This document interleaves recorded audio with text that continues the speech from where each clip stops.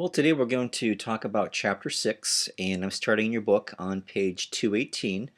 And you can see here what they're talking about, the three major activities of a business. And before I get too much into that, I just want to mention this chapter is about receivables, selling a product or a service. So basically, kind of what are the steps involved in revenue recognition, collecting cash from customers, and some other items on top of that also.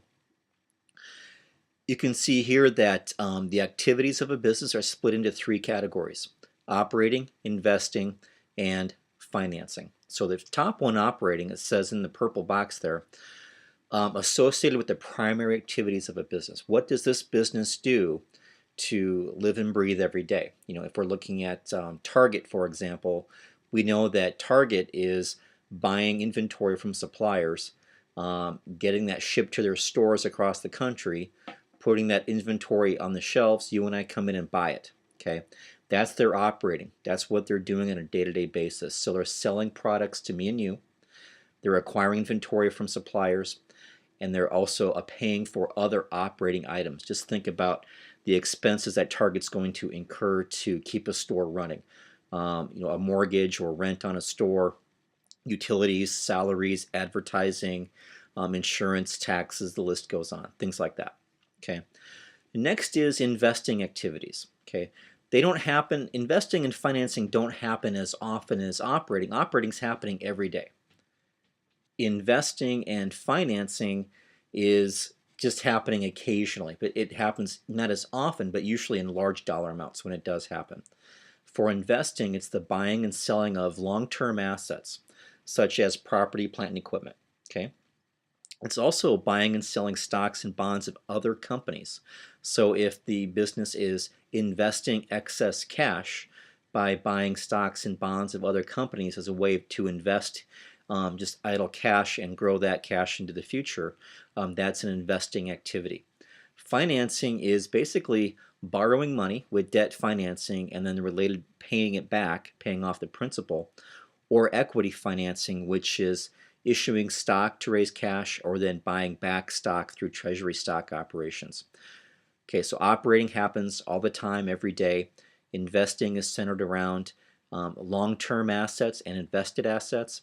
Financing is around raising money for the business, either by issuing debt and repaying that debt, or selling stock and buying that stock back through treasury stock, potentially. Okay. Next is revenue recognition. We recognize revenue when two things happen. The earnings process is substantially completed and cash has either been collected or we are reasonably assured that we will be collecting the cash. Okay, so if a customer asks us to do something and we feel certain that we're going to be collecting on that and we deliver that service or that product to the customer, generally we call that revenue. Okay, there's always a few rules that come into play when that happens, and the the revenue information's on the bottom of page 219 in your book, 219. How do most companies handle revenue recognition? And they give us a lot of different examples in the book. Make sure you read those. They talk about Yahoo. Yahoo is receiving a lot of its revenue through the sale of advertisements on its web pages. Microsoft, we all know what Microsoft is doing. It's selling and licensing software. They do have some hardware also, but primarily we know that they're making most of their money through licensing and selling of software. Boeing, is making and selling very large aircraft. They talk about some information there regarding Boeing. Then Rent-A-Center, basically a rent-to-own type of a agreement. A little bit different proposition with a Rent-A-Center because the Rent-A-Center collection might be the issue there. We have to call revenue. It has to be a part of reasonably assured we're going to receive cash. With a Rent-A-Center, that may not be the case, but there's a high rate of default. And just be sure you read through that on the bottom of page 220. So how do most companies handle revenue? It says records sales when goods are shipped to a customer. Okay, so if a customer buys from us on credit and we feel reasonably assured we're going to receive payment from the customer, we would then credit revenue when we ship the goods to the customer. Okay, We credit sales revenue before cash is being collected. Recognize revenues from services when the service is performed, not necessarily when cash is received. Again, if we feel reasonably assured that we will receive payment for a service, of course, we're not going to deliver a service unless we know that we're going to be repaid, or we feel like we will be repaid. We'll call it revenue at that point, not necessarily when the cash happens. So just keep in mind that we're not concerned about receiving cash to call it revenue. We have to deliver the good or service, and we have to be reasonably assured that we're going to receive payment from the customer in order to call it revenue. Okay, so you have to kind of separate that in your brain. I can't think of receiving cash as that's the revenue point. Okay, it's more about the matching principle, and we talked about previously matching revenues earned to expenses incurred, and I can earn a revenue without collecting cash immediately. Okay, and so an example here of a collection, credit sale and collection, and they're starting to talk to us about this in the book on page 222. It says on January 10th, Hatch Aerospace sold Fly High Airlines $10,000 of equipment on account. Hatch receives payment on February 1.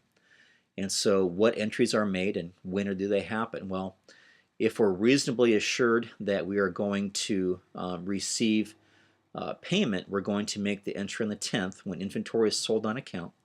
We're going to credit revenue. Okay, debit receivable, credit revenue. We've earned the revenue by delivering the goods on the 10th. They got shipped on the 10th, we earned the revenue.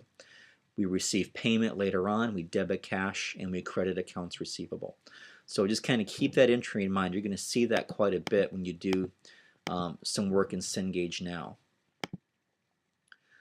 Next is sales discounts, and the concept of sales discounts is mostly on 223. It's called a reduction in a selling price allowed if payment is received within a specified period of time, generally early. Okay, so here it says quoted as 210 net 30. So you see 2/10 N/30. I want you to think of that as 210 net 30 when you see that. And that could be any combination. It could have been 315 net 45 or almost any combination you can think of. It's basically what do businesses negotiate with each other, or what are industry practices that kind of drive that. And what that means is if payment is made within 10 days, a 2% discount can be taken, or the full amount is due within 30 days. Okay, so if we have a $200 receivable, so the original entry would have been to debit account receivable, credit revenue, so a sale on account for credit, and we receive payment, and when we make that credit sale, we offer the customer who bought the goods from us, we basically say, if you pay us within 10 days, you can take 2% off your bill. Okay, so we receive a payment within the 10-day period, and we receive a payment for $196, which is the 2% savings. Okay, 2% of 200 is $4. So debit cash, debit sales discounts, credit accounts receivable. Okay, so we have to credit account receivable for the full amount that was due to us. We can't debit cash for more than what we received, which is $196. So the difference goes to this account called sales discounts, which is a contra revenue account. If you can recall, we credit revenue when we earn revenue, but when we offer a discount and it's taken, we have to debit sales discount. So that will reduce total revenue now by $4. Okay, and so why do businesses offer a discount? It's really all about cash flow. If I'm a merchant or a business selling on credit to my customers, I've got bills to pay. I've got to make ends meet on my side. So if I offer my clients or my customers just a little bit of a discount to pay me early, that's probably worth it to get that money early, even though I'm only getting 96% of it, or 98% of it in this example. Okay. Next is sales returns and allowances. It kind of works the same way as a sales discount in thinking that we have a contra revenue account, which is your sales returns and allowances. It's a debit balance, contra revenue, and this is what we use to record a return. Okay, so let's say we're a merchant and we sell goods on account to a customer, and the customer returns the goods to us for whatever reason. That's we have to offer either a return or an allowance. An allowance is the customer keeps the goods, but we just offer them some money off, or we just simply return the goods entirely. And so we debit the contra account, sales returns and allowances, we credit cash, and we credit account receivable. In this example, something's being returned that was bought to us partially on credit and partially a partial down payment of $50. So we're refunding $50 and we're crediting the customer's account for the other $100 that they owed us, and then debiting sales returns and allowances. So we just basically took it back and we debit sales returns and allowances instead of debiting sales revenue, so that we can keep track of how many returns and allowances were offered during the accounting period. If we simply just debit sales revenue, then we lose that detail. But by keeping it in a separate account like this one, then we can easily just look at the account balance and know how much we have refunded or allowed for during the accounting period. Okay, so a contra account, it offsets or is deducted from the other account. So remember that sales revenue is a contra balance, and whenever you see the word contra, I want you to think opposite balance. So a contra sales account would have to have a debit balance. So credit revenue, debit, sales discounts, debit sales returns and allowances to get down to net sales. Okay, so gross sales minus a contra sales accounts equals net sales. Here are then some controls of cash we need to think about. Just remember that cash is the most liquid asset that a business has, and because of that, extra precautions, extra controls have to be around the handling of cash to make sure that cash doesn't disappear, to make sure that all cash received from a customer ends up being accounted for and deposited in the business's bank account, to make sure that cash payments go to real vendors and they pay real bills and not make-believe bills that an employee was able to make up. And so page 224, they discuss cash, controls around cash right there. One key thing is a separation of duties. Handling of cash is separated from cash in the accounting records. Okay, someone can't just keep cash and not record it. So that's one key thing when it comes to accounting and accounting in a business, is we have to make sure that no one person has too many responsibilities, that they have the ability to do too much accounting for cash. In other words, they're receiving cash from customers, making journal entries, doing a bank reconciliation, writing checks, and so on. That's just too many responsibilities around cash around one person. So we have to separate those duties. Then, of course, have somebody supervising those duties, signing off, verifying, double checking to make sure that real transactions are being recorded, and making sure we've got source documents, making sure that cash received is deposited, and so on. And so we're doing a daily deposit. That's one thing we don't want, is to have too much cash sitting around in our business, because then there's that temptation to steal, not just from outsiders but from employees. So we need to make sure that cash is deposited every day. Make payment by pre-numbered checks. Okay, make sure using checks to pay things is a great control document. A check is scanned. When a check is presented to the bank, it gets scanned, and then we receive electronically the image of the check back. And so having a check, just think about the controls around a check and what that shows us.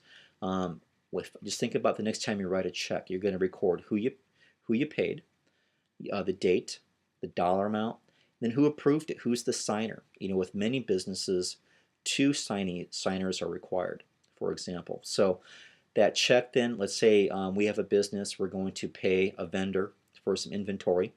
We write that vendor a check, it gets sent off. The vendor ultimately puts that into their bank account, and where their bank scans it, and then electronically the image comes back to us. So we can log on to our account after that check is cleared and see an electronic image of that check. Okay, that's a great control document, because now we've got a source document to show who we paid, when we paid them, who authorized it, dollar amount paid, and so on. And we can match that up against the invoice that was used to pay it. And now we've got a source document to prove payment. Paying on credit, a current accounts receivable, as we know, is a current asset that shows how much is owed to a business for merchandise that was previously sold on credit or for services that were performed on credit. Okay. Now, what happens when credit customers don't pay us? And they start to discuss this mostly on page 226, and they also follow it up with some information on 227 and 228 and even 229 and even 230. Is quite a bit about this. So it's kind of a hot button topic, obviously. There's a couple different ways to account for credit and bad debts. So bad debt is an uncollectible account receivable. And it's just basically the way it works is if you sell on credit, you will have bad debts. It's just the way it's going to work.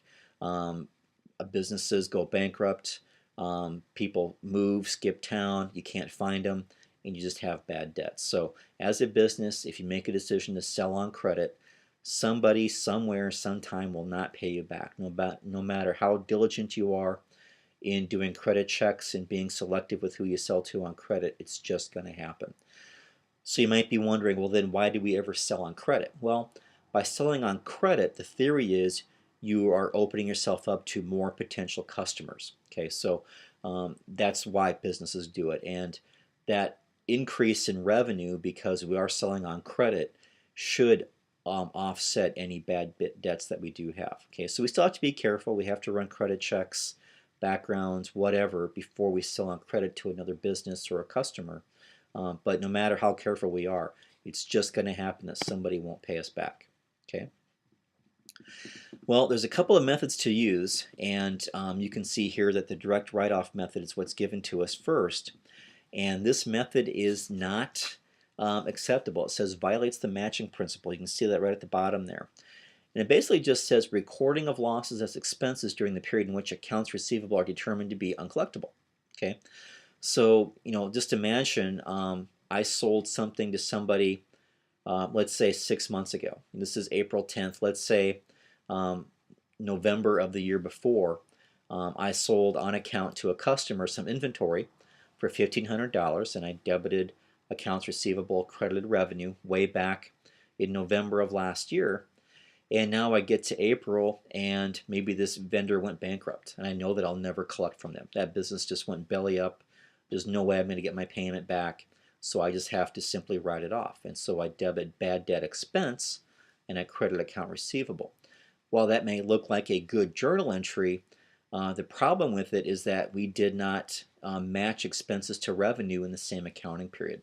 Because we made the revenue sale way back in November, and now we're writing something off in April of the next year, and so we did not match expenses to revenue at all. So you can use this method.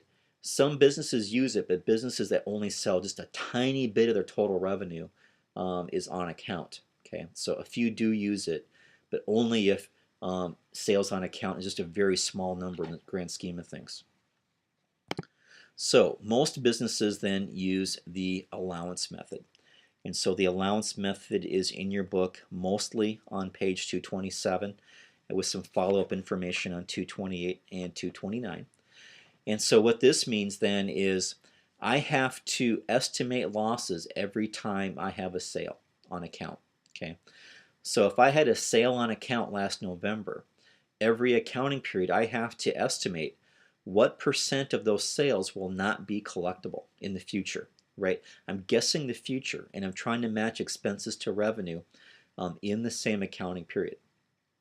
Okay, so we're going to estimate losses from uncollectible accounts as expenses during the period in which the sale occurs. Okay, when the sale occurs, that's the key thing to match expenses to revenue.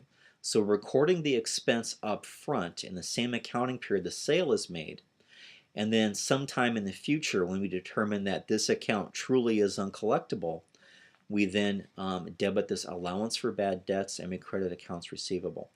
And so this allowance for bad debts, so this entry is just made whenever we need to match expenses to revenue to record a bad debt expense in the same accounting period as revenue is made. Okay. So the way most businesses do it is they look at history and they go, on average, we collect 95% of credit sales, for example. And so we would then estimate that every month when we make credit sales, that 5% of those sales may be uncollectible.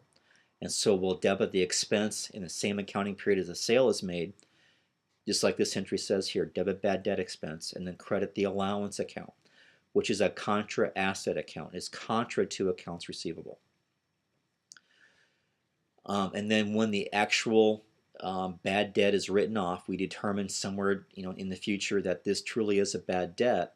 And let's say in one accounting period we made this entry for debit bad debt expense, credit the allowance for $1,500, and then let's say many months happen and there's $600 left to collect on this particular account, and we now determine it's just uncollectible. We can't find the customer, they went bankrupt, whatever it is. We determine that it's just not collectible anymore. And that's when we make the entry at the bottom. Then we debit the allowance account and we credit account receivable. So we debit the expense right away to match expenses to revenue, and then we hit the allowance account in the future when we actually end up writing off an account. Okay, so it's very different than the direct write-off method because we are trying to match expenses to revenue in the same accounting period. And so just keep in mind that that allowance account is a contra asset account. And so, if let's say I show $10,000 worth of accounts receivable, but I'm not using this allowance, that's a misleading number because, I maybe have this history that says 5% of all of my receivables are not collectible. And so I can't show $10,000 worth of accounts receivable. I need to take 5% off of that with this allowance account. And then I get a net realizable value of my accounts receivable that truly represents what I expect to receive. And it has more meaning to the users of my financial statements. So that's the purpose of doing it, is trying to get down to what they call a realizable amount. Okay, so believe it or not, we will accept payment from somebody whose account has been written off. And we want to do that, right? We want to get surprised and have somebody actually pay us back even after the account was written off. And so obviously that's okay. If an account has been written off, but all of a sudden we receive payment, we'd make the entry that you see here. So we wrote something off, let's say in April, now it's July, and out of the blue we receive payment from the customer. And so we debit account receivable, we credit the allowance account, and then we're reestablishing the receivable, we're recreating the receivable, bring it back on the books, and then we immediately just record the receipt of the payment. And so then we debit cash, credit account receivable. So we reestablish the receivable, and then we pay off the receivable with the second entry.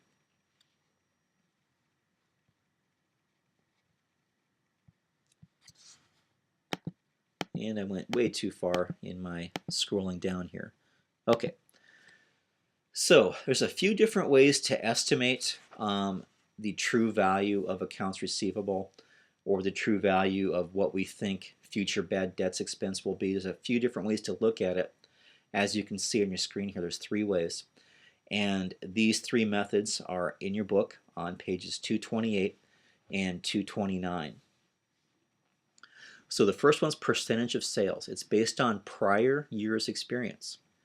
It says any existing balance in the allowance account is not considered in the adjusting entry. Okay, we're basically just saying, like the example I used before, our experience is 5% of all credit sales are uncollectible. Okay, if that's our history and that's what we think that history will continue in the future, if we have $10,000 worth of sales on account in a particular accounting period, we'd say 5% of those should be turned into a bad debt expense. So we debit bad debt expense and then credit the allowance account for $500. Okay, that's one way to look at it, and we completely ignore the allowance account. We don't even look at the balance. The other one is the percentage of total receivables. Okay, it's based on the percentage of ending receivables balance. Okay, so we estimate a percentage. The estimated percentage should be the ending balance of the allowance account. Okay, so we would say on average then we look with 1% of the balance of our accounts receivable balance is uncollectible. I'm just picking a number out of thin air. Okay, and so we'd look at our ending balance of accounts receivable, and say 1% is never going to be collected. That should be the new balance of our allowance account. Okay, and so I have to look at my existing balance of the allowance account and adjust it to get down to that new ending balance. So I have to take into account what the balance of my allowance account is, and that balance could be either a debit or a credit balance. I called it a contra asset account earlier. It's contra to accounts receivable, but remember that we're crediting the allowance when we record bad debts expense, but we debit the allowance whenever we have a write-off. So if we're writing off more than what we set up as credits, every time it's a write-off, we debit the allowance. Every time we record bad debt, we credit the allowance account. I could have a mismatch there, which just means we can't estimate accurately, obviously. This is a pure estimation of what we think will happen in the future.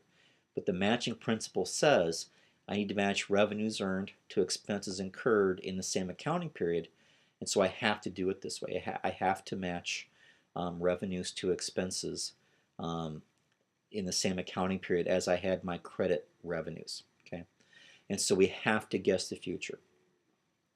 The third one is the aging of accounts receivable, and what we're doing there is we're applying different estimates to uncollectible receivables based on the age of the receivable. Basically, the older the receivable is, the less likely it is to be collected. Okay, the newer the receivable is, the more likely it is to be collected. And so it works just the same way as a percentage of total receivables, in that we are just calculating a number based on applying percentages to the age of the receivables and saying that number should be the balance of my allowance account. And so I look at the existing balance of the allowance account and I make an entry to get from the existing balance to the new calculated balance. Okay, that's what we're trying to accomplish.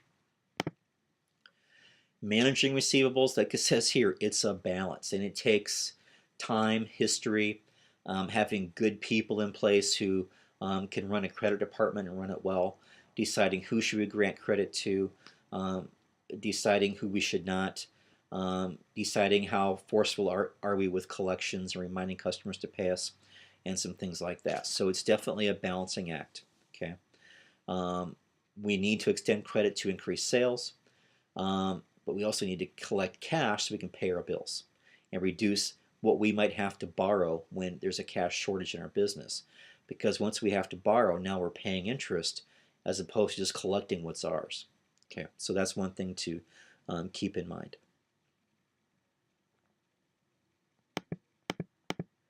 There's a nice little summary on the top of page 231. Those remember thises, don't forget those. It's in purple a little bit. And there's quite a few of those throughout the chapter, obviously, and I've mentioned those before. Whenever you see a remember this, make note of that. And that's just a good one to remember, the one at the top of page 231. They give you some hints there to help you remember how to calculate the uncollectible receivables based on the different methods that we've talked about. Okay, measuring the management of receivables. And that's on bottom of 231 and also on 232. And we've got some ratios to look at, and we're going to throw a lot of ratios in this class throughout. A lot of chapters will have a couple of ratios. You'll get to eventually a chapter that will be a financial statement analysis chapter, where you're going to look at a lot of different ratios and understand how to analyze a business by looking at ratios. And it says here that accounts receivable turnover is we're measuring how many times during the year the company collects its receivables. And you can see that we take sales revenue and we're dividing it by average accounts receivable.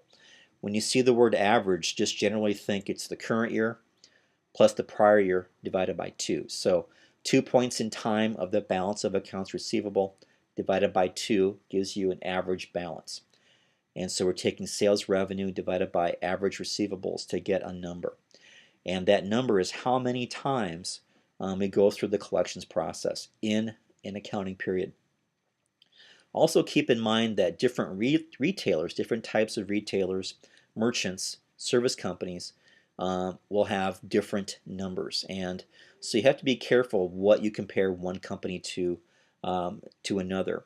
And in the book on page 232, they give you a prime example there where they show Walmart, and they show that Walmart's accounts receivable is 106.3 times during a year.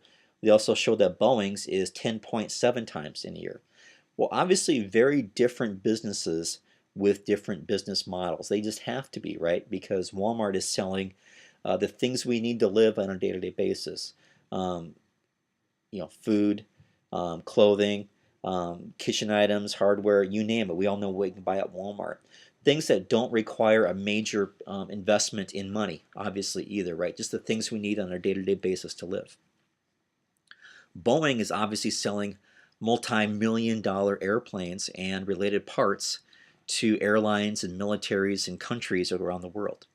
And so in order to buy an airplane is a very major commitment in money, and so it's a very different proposition to buy an airplane versus buying a cart full of groceries at Walmart. So very different models.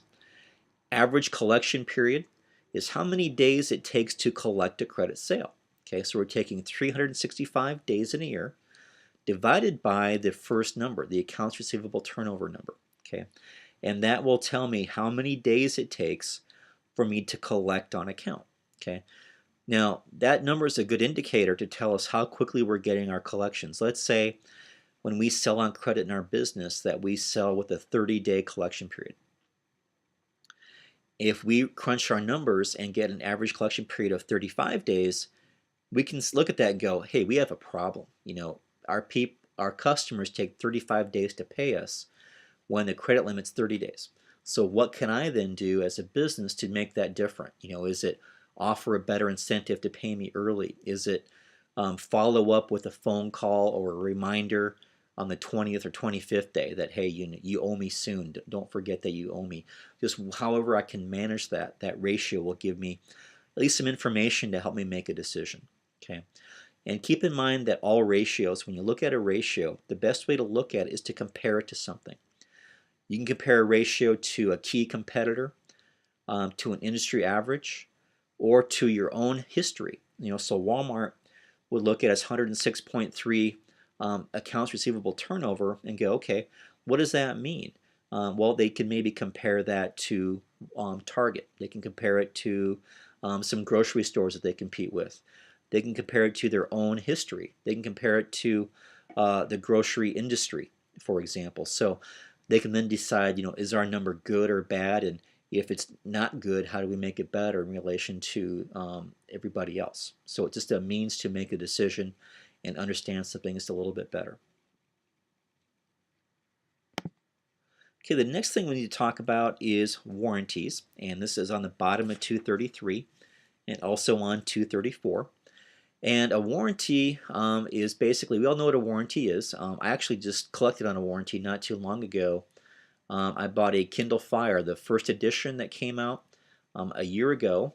Christmas of 11 is when I bought it, and it wouldn't hold a charge anymore. It basically, somehow the charger port was loose, and no matter what, I couldn't get it to charge. So I got online and contacted customer support through a chat with Amazon, and they had me run some tests on it, and they determined that the charger port is bad. And because it was under warranty, a 2-year warranty, believe it or not, I was able to get a brand new one. They shipped me a brand new one, and then they just basically said, take the box that you get the new one in and put the old one in it. And they sent me an email to print out and attach that to the box, and I sent it back. And so I got a brand new replacement Kindle Fire. Cost me nothing. I didn't pay for the shipping to get it. I didn't pay for the shipping to send the old one off. They paid for all that. Okay. So I bought that in 11, and I got the warranty claim in 13. This just happened not too long ago. Okay. And so how did Amazon handle that? If they need to match revenues earned to expenses incurred, they should have recorded warranty expense when they sold the Kindle Fire to me, which was back in December of 2011. Okay, and I filed a warranty claim in February of 13. Okay, and so at the time of the sale, they need to make an entry like you see here on September 1. we debit expense, warranty expense, and we credit estimated warranty liability. Okay? So what any business has to do when they're selling products with the warranty is estimate what they believe future warranty expense might be. So anytime a product is sold with a warranty, some kind of an expense and a liability has to be incurred to recognize potential future warranty claims. Okay? And so Amazon would have recognized some kind of a warranty expense back in December of 11 when I bought that Kindle Fire. Okay. Now what they would do is just apply a percent, most likely, is to say we estimate that all of these products when we sell them, 5% is going to come back as return through warranty. Okay, so whatever that number is, I'm just kind of making up a number here, but they basically just apply a percent of sales.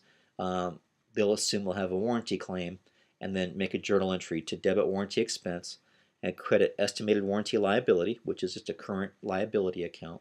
And now they've matched expenses to revenue in the same accounting period. But again, it's an estimate, right? We don't truly know how many products we sold in this accounting period will turn into warranty expenses. We know something will, and so we need to record something. And so then I returned it to them, and they would have made an entry a lot like the one at the bottom here, where they would have released the liability, for, let's say that thing cost me 200 bucks, and so debit warranty liability for 200 bucks, and then credit whatever cost they spent to fix it. If they paid somebody $150 to fix it, and they spent 50 bucks on supplies to fix it, that'd be their journal entry. What I'm going to guess that they do is fix it or send it off to somebody who specializes in refurbishing electronics, who will then turn around and sell it. So it's not a total loss to Amazon. They're going to probably resell it to somebody who specializes in buying things that are broken, fixing them, and then reselling them on a secondary market. So they still got some money out of that and so on. And of course, the reason they even sell the Kindle Fires to begin with is so it's easier for me to buy products from Amazon, which of course is way easy to do, way too easy. But I thought that was pretty cool that I got a brand new one out of the deal. I was very happy about that, and it makes me a loyal customer, obviously, also. Okay, bank reconciliations is the next topic. Starts on the bottom of 235, is also on 236, 237. And it says differences between a bank statement and the cash account are reconciled here. And if you've balanced your checkbook on a monthly basis or however often you do it, you always know that when you get a bank statement that the balance per the bank is always different than the balance per your checkbook register. Okay. Now for a business, what we're doing is we're looking at our checkbook, we're looking at the bank statement, and we're comparing it to our cash ledger account. So we literally open up our ledger and look at the cash balance and go, why are they different? And it doesn't mean that one's right and one's wrong. It just means that both sides don't have the complete picture. Both sides are missing some information. That's all that means. Okay, and there's differences that result from timing differences, and timing differences are primarily related to outstanding checks and deposits in transit. So basically a check that's been written but has not yet been presented to our bank, or a deposit that's been made but the bank has not yet entered it into their records yet. Okay, which happens if you make a deposit towards the end of a business day. Banks charge fees for things, service fees, non-sufficient funds checks. We can make direct deposits, or basically a customer can sometimes send money that they owe the business directly to our bank instead, and so the bank is receiving that money, or interest, and so on. Accounting errors can come into play. Bank errors can come into play also. And so a bank recon is made up of these items, and we have to balance two sides, the bank side and the book side. And they give us lots of good information of kind of what each one of these pieces is on pages 236 and 237. They show a sample bank statement on page 236 also, so make sure you take a look at that. And so you have a beginning bank balance. This is per, the bank balance is the balance per the bank statement. We then add any deposits in transit. We subtract outstanding checks, and then bank errors can be pluses or minuses. On the right side, we have a beginning book balance, and then that's what we believe the balance is per our cash general ledger account.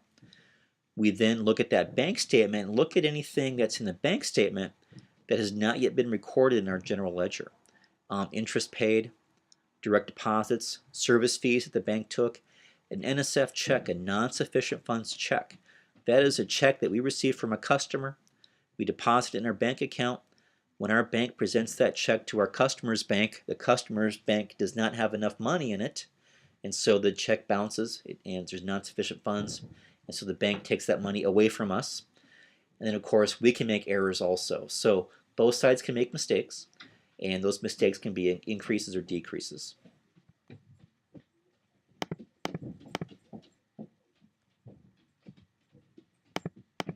Okay, well that's how we're going to wrap up chapter 6 then. There is some information here about foreign currency.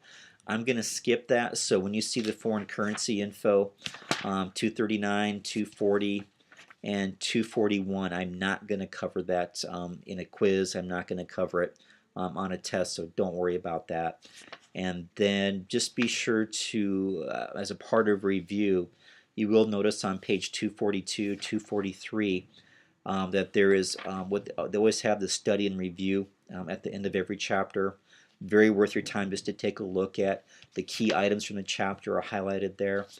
And also don't be afraid to take a look at page 244 and review the key terms and concepts. A lot of times when I put a quiz together, that's what I'm looking at in terms of the things I want to quiz you on, is those key terms and concepts at the end of every chapter.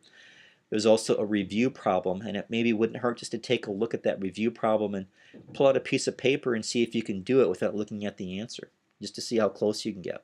That's a good way to assess how well you understand the information. So just a thought. You don't have to do that, obviously, but if you want to figure out what you know or what you don't know, that's a good place to try to look at. Okay, so we'll wrap it up with that, and we'll just supplement some of this information more during the weekly WebEx. Thank you.